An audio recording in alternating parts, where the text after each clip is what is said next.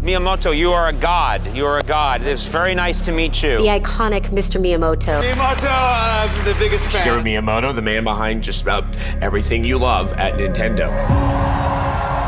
So, I mean, first of all, I have one question. That brings us to our first question. We've had some 11,000 questions come in before we even go on air. Let's talk about The Legend of Zelda. You guys decided that now is a good time to kind of shake up the Zelda formula. What about this Zelda are you most excited about, and what do you think sets it apart from its predecessors? Shigeru Miyamoto has been asked a lot of questions.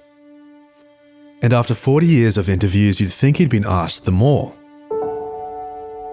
But one question still remains, and it's a question that, for decades, has floated on the fringes of all of these interviews, as Miyamoto responds to questions regarding his design philosophies behind each Zelda game.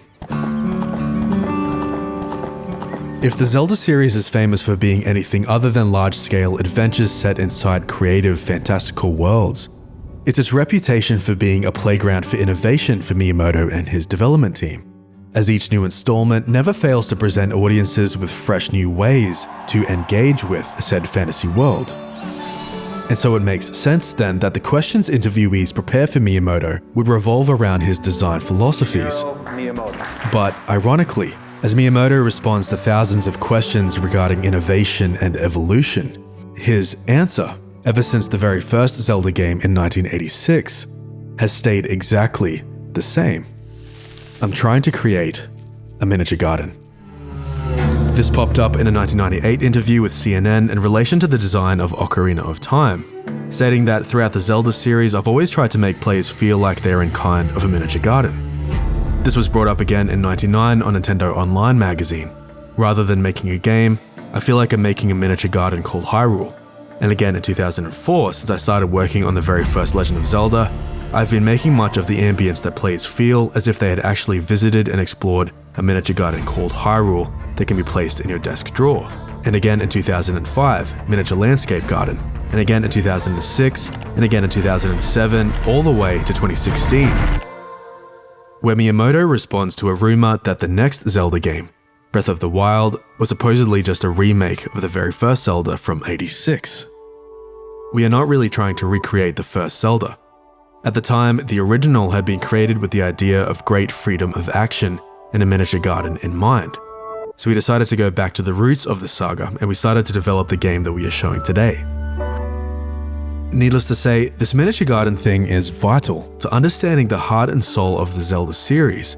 And yet, after all this time, the phrase still remains somewhat of a cryptic mystery. And it's only because that despite its repetition across almost 40 years of interviews, not a single English-speaking interviewer has ever stopped to ask Miyamoto what might be the most important follow-up question. What do you mean?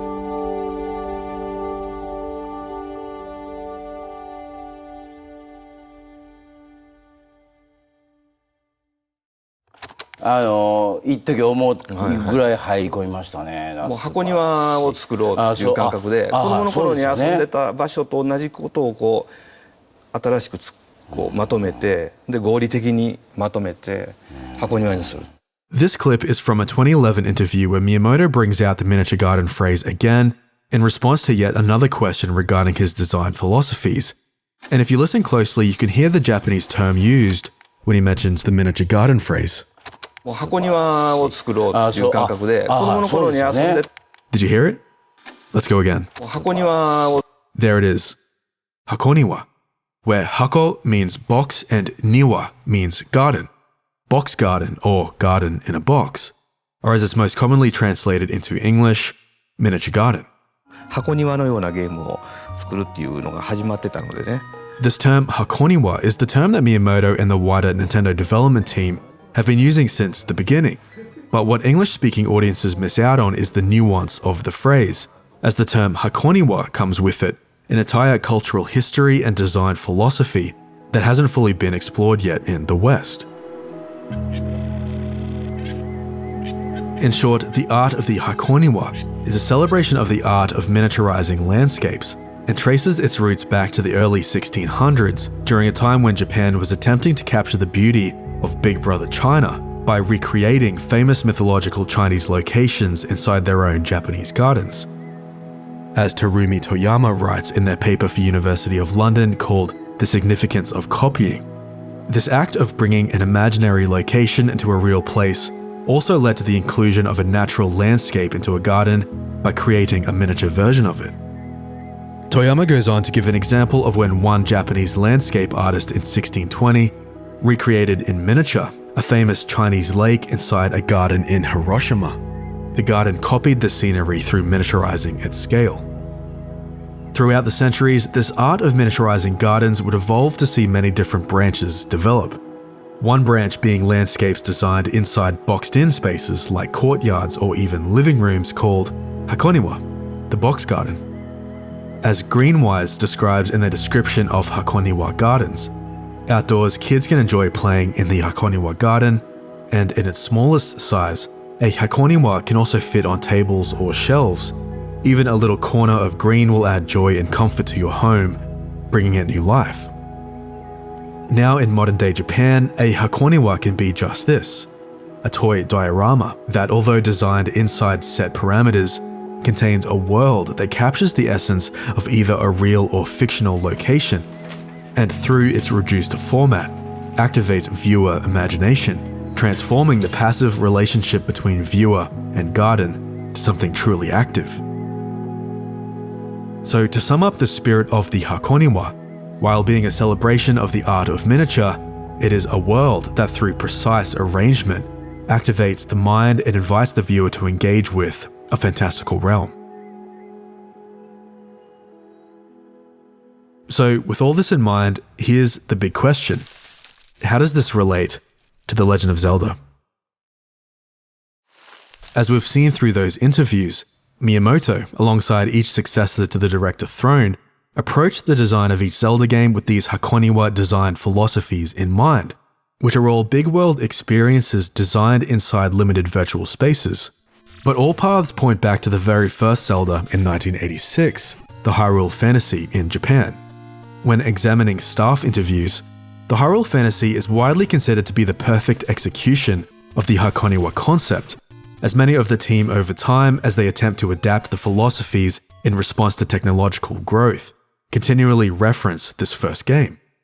But what's interesting is that Miyamoto and many of the team, despite the critical success each next installment had, appear to look back on their Zelda games as unsuccessful when it comes to executing on this Hakoniwa concept.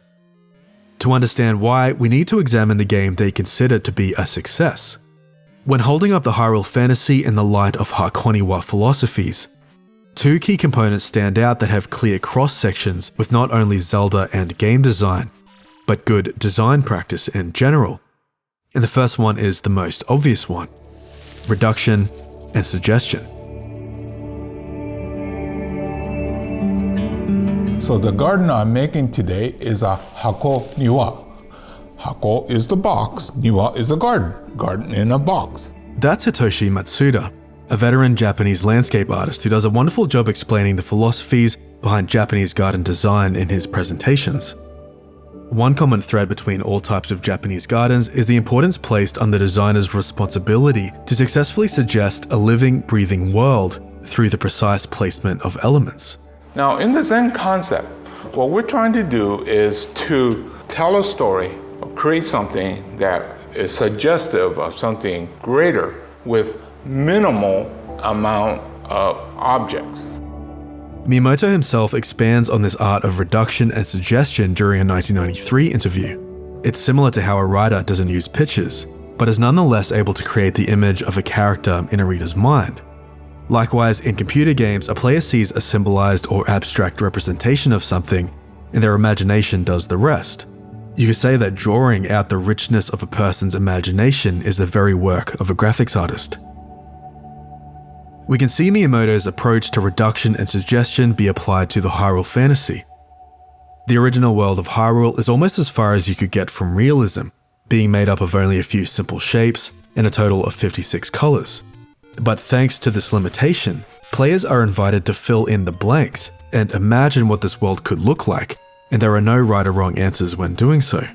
Just like our miniature gardens are suggestive of real full-sized gardens or worlds, the original Zelda games in their low-bit art successfully suggest a larger world populated with plant life and fauna and natural land formations.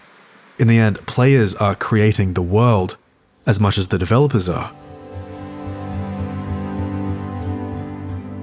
But the true unsung hero to the Hyrule Fantasy's visual reduction is its abundance of empty space. In the Japanese garden approach, we try to minimize the amount of stuff we put in. There's kind of a Zen saying that says, how many things can you take away from the garden and still make a statement? In the Western garden, we give them space and we cram it full of plants, and then when it's no more space, then we call it done. I'm trying to do this more or less the Japanese style with bare minimum. A good example of charging empty space with suggestion are Zen gardens or dry landscapes, other forms of Japanese miniature gardens fashioned from only rocks and sand. For Zen gardens, one of the key concepts is the abundance of empty space, pristine and uncluttered, a reflection of how the mind should be when meditating. But this isn't to say that empty space can't be utilized as well. By raking the sand into different patterns, the Zen garden transforms into different illusions as the protruding rocks take on different meanings. Depending on the pattern in the sand, the rocks could be mountains peeking through clouds or islands surrounded by ocean. This is an invitation for the viewers of the garden to assign their own symbolic meanings to the objects through imagination. As Korean professor of literature Oh Young Lee in his chapter The Culture of Reductionism as Manifested in Nature, though there are no trees, one sees a densely wooded mountain. Though there is no water, one sees a turbulent cascade. And in the narrow lines left by the rake in the sand appears the sea, frozen in time. The boundless world of nature is here in compact, condensed form. There is neither growth nor decay in the spatially expressed moment. A good example of suggestion in the Hyrule Fantasy is the pattern of the river that flows through Hyrule. Rivers in real life don't look like this, but by using a flat blue color with a precise placement of lighter pixels representing wave ripples or reflections, the player's imagination is activated, transforming a simple arrangement of pixels into a running river. Same goes for the pattern of pixels for the desert or the unused stone texture hidden in the game's storage, which both employ the same technique of using a flat, solid color and a different arrangement of lighter pixels. While the rearrangement of pixels and colors might be subtle, the impact is enormous.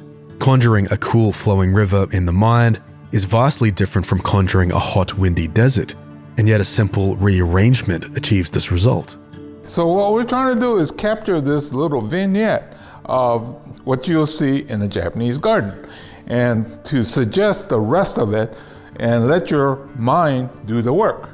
So what we have here through Miyamoto's application of reduction and suggestion in the first Zelda is the desire to activate the player's ability for creative expression through imagination. In wanting to create an adventure game, the first thing I thought was, well, how can I create the graphics in a way that anyone can understand? And the first thing that I did was I went back to my own experiences of exploring the mountains and coming across lakes. And I thought, well, maybe if what I can do is draw sort of simplified representations of things that I've experienced myself, then perhaps people playing can see those simplified representations and they can connect to them through their own experiences. And so it's a little bit of using the limited graphics coupled with your own imagination to help you, the player, paint the full picture of the world.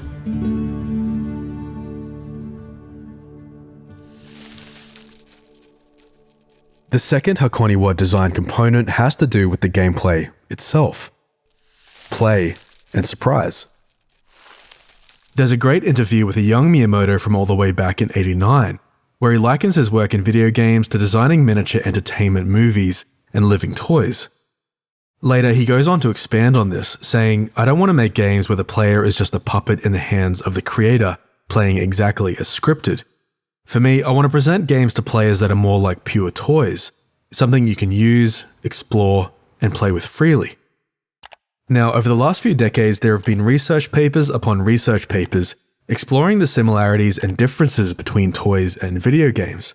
But back in '89, the examination into the play and learning potential of video games was in its infancy, which shows that Miyamoto, with his background in toy design, was clued into something important in regards to the relationship between the player, the toy, and the play world. Or in other words, the player and the box garden. During the 1950s, this fascinating relationship between player and box garden became the subject of examination in the world of psychotherapy. This study would eventually result in an entire new branch of psychotherapy be developed called Hakoniwa therapy, or as it's known mostly in the West, sandplay therapy. For Hakoniwa therapy, the patient, whether child or adult, are asked to create a world inside the empty garden using any objects they choose. The purpose of this is to allow the patient, through non-verbal means, express themselves through a hands-on approach in an attempt to bring into the external world internal feelings that words fail to suggest. In a brilliant paper titled Hakoniwa Japanese Sandplay Therapy, the authors write, through Hakoniwa, clients create three-dimensional concrete sand pictures that allow them to express their imagination and depict symbols that hold significant personal meaning. By using this hands-on method, body and psyche, as well as matter and spirit, can be integrated. The key component to this type of therapy is that although loose spatial parameters are given, there are no rules to how the patient chooses to play inside those parameters, and the user can assign any symbolic meaning to any one of the objects. Through sandplay, the client is able to bring unconscious and archetypal themes to a conscious level. This new conscious awareness facilitates client growth and spurs client creativity and wholeness. Now, all of this is exactly what Miyamoto has been trying to achieve in his game designs. In other words, Miyamoto is driven by providing similar play spaces for the player to inject their own story and meaning to the world. As Miyamoto himself says in the 1991 Mario Mania Player's Guide, I think great video games are like favorite playgrounds, places you become attached to and go back to again and again. Wouldn't it be great to have a whole drawer of playgrounds right at your fingertips? And again in 1998, Miyamoto says, whether it's Mario or Zelda, these are, so to speak, our developed play spaces we want people to enjoy. We can see this type of playground mindset at work in the original Super Mario Bros. And Zelda games. While severely limited by hardware capabilities, each game successfully encourages a freedom of choice and surprises players when they choose to interact with the world in abstract ways. In the Hyrule Fantasy, the player is dropped inside the world of Hyrule with no context or guidance. As they begin to move through the game, players learn more about the world and its functionality. There are some parameters to Hyrule's design, in that there are dungeons to complete and bosses to destroy, but players can approach the dungeon order 672 different ways, and are rewarded with coins and prizes when they experiment with playing with the acquired tools. For instance, burning a bush might reveal a hidden staircase, and bombing a specific wall might reveal a cave. Here we can see that it's not just freedom itself that Miyamoto values, but an interaction and relationship with the environment. And over time we see a lot of his ideas are born from a desire to create interactions within the game worlds. Miyamoto states in a 2002 interview, "In both games, Mario and Zelda, you're playing with the environment. Both of them have aspects of a Hakoniwa, and both involve the player looking for solutions." But perhaps the most important element to the Hyrule Fantasy's design is that options are available to not approach the dungeons first at all. One player's playthrough might involve wider exploration first, while others might be to seek upgrades. There is room here for choice, and the Hyrule Fantasy accommodates for each player's play preference.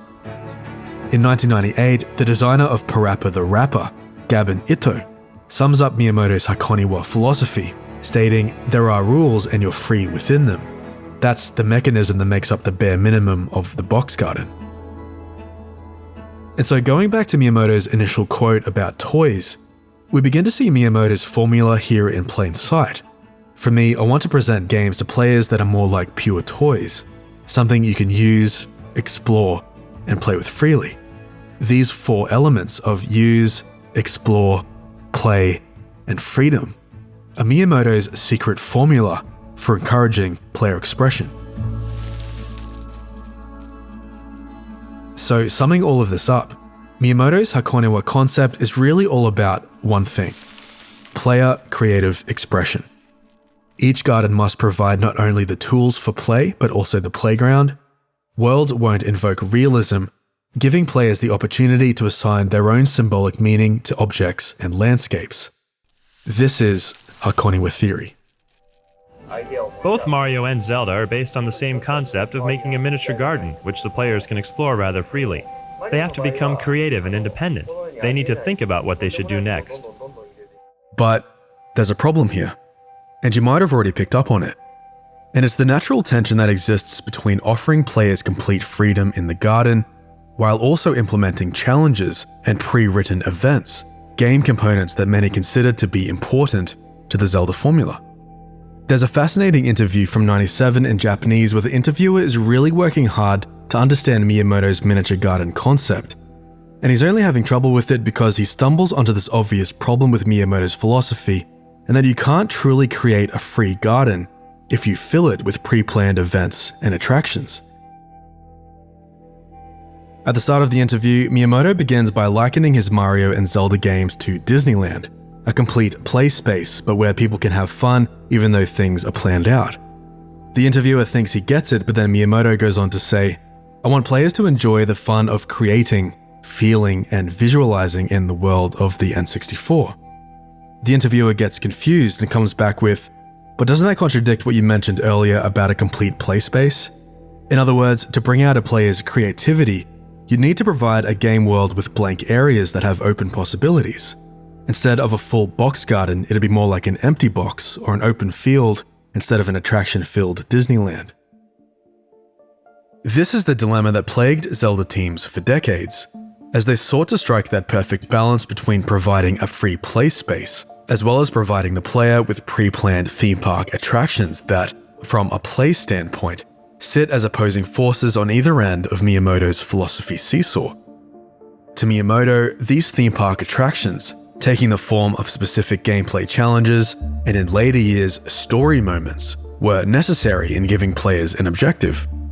Even the Hyrule Fantasy, in all of its freedom of exploration, still had a few of these moments where players were required to find items and discover specific secrets in order to access previously barred areas or destroy enemies. The Hyrule Fantasy balanced both of these components well.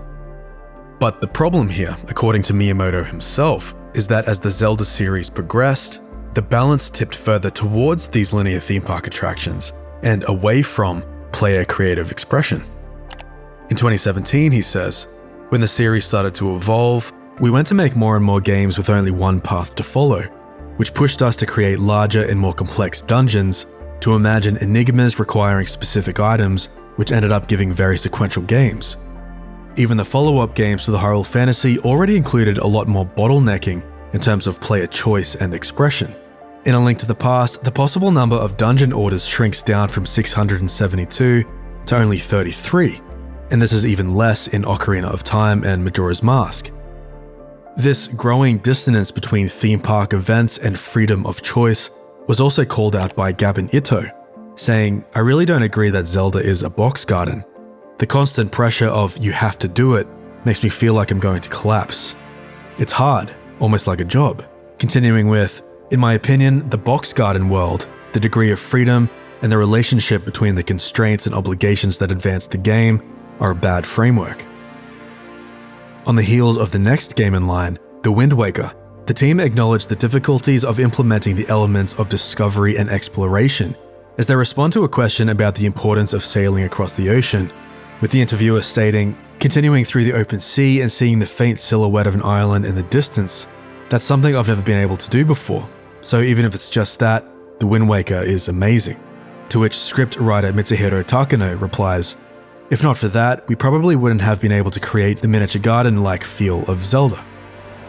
When referencing against the Hakoniwa concept of reduction and suggestion, Wind Waker was as close to the Hyrule Fantasy as you could get. While the peripheral video game scene in 2002 was experimenting with the next gen's capacity for realism, Wind Waker went the opposite direction, reducing graphics down to simple solid colors and minimal abstract elements, allowing plenty of room for imaginative interpretation. But the same can't be said for the game's ability to encourage expression through play. Even with the scattered islands acting as different gardens that Link must sail to and explore, each island has only room for one type of play.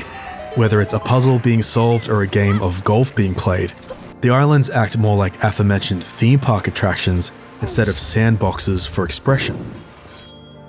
2005's Twilight Princess suffered from a lot of the same ailments in terms of play. Items like the spinner only had a single use and required pre-placed tracks in order for exploration to work. At this point in 2005, story had also become an enormous component to the series, and because of this, whole areas were being barred until story beats were complete. But even so, the Hakoniwa philosophy was still a priority among the teams, even if it was becoming difficult to pull off. Twilight Princess art director Satoru Takezawa comments that our goal is to create a miniature landscape garden, a natural aesthetic that's a big part of Japanese culture, in which players can get in touch with their surroundings. Easier said than done, however. And this all leads up to 2011 with their release of their next major title, Skyward Sword, which was, according to Miyamoto himself back then, a course correction for the series, stating, "In my opinion, the recent works of The Legend of Zelda lacked that kind of expanded freedom. With Skyward Sword, one of the things I wanted to realize is going back to the basics, so that players would be given a lot of freedom." Going on to say in another Famitsu interview, "I think Zelda's core lies in playing around in the same world over a period of time, gradually learning more about it and building experience as you discover new secrets. The NES Zelda had a small map, so that worked, but as hardware progressed, the scale got large enough that often you'd see places that you'd only visited once in the game. I wasn't entirely sure that made for a real Zelda-like experience. That thought drove us to structure this game so you play in the same places many times through the game, and the story is built on top of that. Maybe it sounds complex, but as you play, it'll basically feel like you have the sky and then 3 different areas to play in." But all of this talk about the desire to bring back freedom in Skyward Sword is only now ironic, as the game is widely considered to be the title with the least freedom, as the game infamously overcompensates with tutorials and heavily bottlenecks progression with story beats. Miyamoto talks about designing the game with access to different playgrounds, but in order to fully unlock the entire world for exploration, the player must first wade through roughly 30 hours of linear gameplay, alongside cutscenes connecting one moment to the next. While visually, the team stayed true to the Hakoniwa formula and harnessed abstract watercolor as their art style, Skyward Sword's capacity for expression through play, however, could be considered the antithesis to the Hyrule Fantasy's formula. Exploration in Skyward Sword is more or less a single path from A to B, and many tools in the toolkit have only single uses. It's clear that a design conflict still existed in the mind of Miyamoto, where the desire for both freedom of play and amusement park attractions fought for priority in his mind. In a 2010 interview, Miyamoto says, "We put a lot into it, so it turned out really dense. I hope the players feel like they're at the newest attraction at an amusement park." Now, it goes without saying that although these games might not have hit the team's Hakoniwa targets, they still remain monuments of the industry. Each installment is a pillar of innovation and creativity, even though the dissonance between box garden freedom and theme park attractions towards the end of this era had never been greater.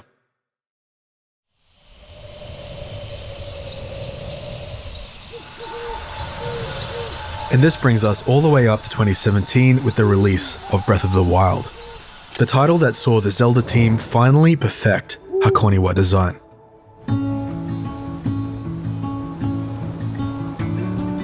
Breath of the Wild was a triumph when it came to successfully balancing the components of Hakoniwa design. While considered one of the most detailed in the series in terms of art style, Breath was still anything but realism, leaning on a mix of Wind Waker's cel-shaded art style and Skyward Sword's watercolor aesthetic. But the most important change made was the new approach to play and surprise, where the team finally divorced themselves from the classic item collection system in favor of a new physics-based set of tools designed specifically around harnessing player expression. Now the player could lift things, throw things, freeze things, and set things on fire, resulting in a heightened sense of interconnectivity between the player and the objects of the garden. Unlike the classic Zelda system where weapons acquired stayed with the player for life, the weapons in Breath of the Wild carried a durability limit and would break after too many uses, offering players more frequent moments of pressure, as well as opportunities to think outside of the box when it came to methods of defeating enemies. What's more, Breath of the Wild also offered players complete freedom when exploring by incorporating for the first time ever in the series a climbing mechanic which removed any sort of boundary to the game world. What was once seen as a limitation was now reworked to be an opportunity. But this isn't to say that Breath didn't have theme park attractions. Scattered across the world are characters who need help, and shrines and dungeons filled with puzzles and enemies and items to collect, but the difference is that everything was completely optional. These optional tasks, combined with the dense interconnectivity within the garden, resulted in almost an infinite amount of possibilities and combinations of play, allowing players to experiment with a whole spectrum of play styles and preferences. Some players sought out the best upgrades, while others sought out story moments. Others ran straight for the final boss, experimented with abstract methods of enemy destruction, or simply spent their days catching and naming horses. This was the game the Zelda team had been trying to create for decades, where the joy of playing isn't only locked to the completion of the story or the set linear order of jobs, but in the free time spent in the garden. Breath of the Wild was a playground that fit inside your drawer that you could return to over and over.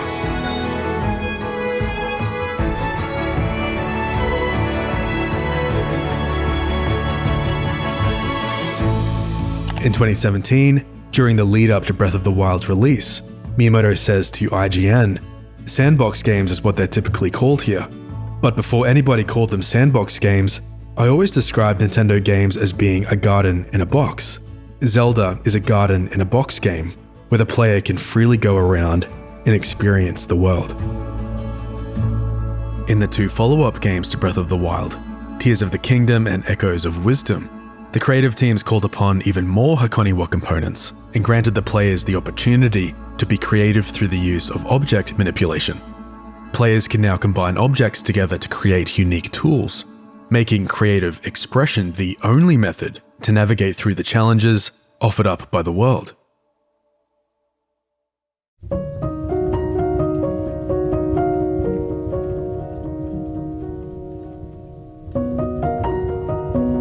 And so much like a garden, the Zelda series is one that has bloomed over time. Since 1986, communities have had the honor of witnessing a dedicated creative team continue to prune and tweak and experiment with different arrangements, all with the purpose of achieving that perfect Hakoniwa balance. By taking a stroll through these details of Miyamoto's Hakoniwa theory, we can see his dream for the Zelda series was never about injecting himself into the experience, or bottlenecking player expression through pre-written stories and events, but inviting the player through the use of reduction, suggestion, play, and surprise to be a co-creator, using the tools provided to design their own stories. And so in the end, this is what Miyamoto means when he talks about designing a miniature garden. The next time you hear him or any of the team mention the term Hakoniwa, box garden, or miniature garden, know that at the forefront of this philosophy is a desire for creative player expression inside a free, fantastical world.